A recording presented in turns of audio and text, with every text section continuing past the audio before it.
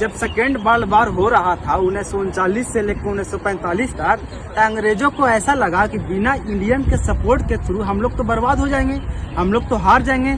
तो जब ब्रिटेन जो है इंडिया में 1942 में क्रिप्स प्रपोजल लाते हैं गांधी जी के पास, और यहाँ के जितने महापुरुष के पास लाते हैं कि महापुरुष बोलते हैं कि वहाँ से लड़ने के लिए सेकेंड वर्ल्ड वॉर में आदमी को भेजिए, और जब हम लोग अगर जीत जाएंगे या हम लोग अगर आप लोग सपोर्ट करते हैं तो इसके बदले में हम लोग आपको आज़ादी दे देंगे।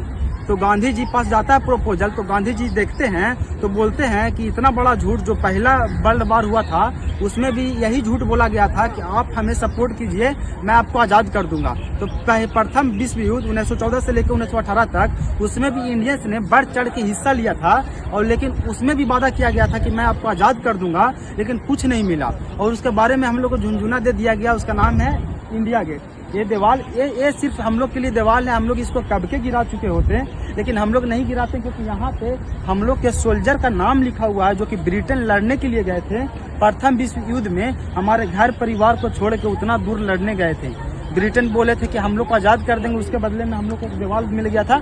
और सेकेंड विश्व युद्ध में भी यही हम लोग को प्रपोजल आया था। तो गांधी जी ने बोला था कि जो क्रिप्स प्रपोजल जो लाए थे गांधी जी के पास कि लड़ने के लिए, तो गांधी जी बोले कि ये जो है पोस्ट डेटेड चेक है। इतिहास में एक वर्ड है पोस्ट डेटेड चेक, मतलब कि ये ऐसा चेक जिसका डेट जो है ऑलरेडी पार हो चुका है, क्योंकि आपने इतना बड़ा विश्वासघात किया था, क्योंकि हम फिर से आपके पर भरोसा न करते। तो अंग्रेज ये इतने चोट चोटते थे कि ये फिर से अति दे रहे थे। हमको लगता है कि प्राइम मिनिस्टर मोदी या सेंट्रल गवर्नमेंट को एक मेरी गुजारिश है, उनसे मैं बोलना चाहता हूँ कि इनके नाम के आगे जो वाइस राय और गवर्नर जनरल के नाम के आगे जो लॉर्ड लगता है, जैसे Lord Irwin, Lord Mountbatten, Lord Dufferin, तो इसका लॉर्ड का नाम हटा दिया जाए और सिंपली रखा जाए। लॉर्ड बोलने में बिल्कुल भी अच्छा नहीं लगता है, बिल्कुल भी लॉर्ड बोलने वाले नहीं थे।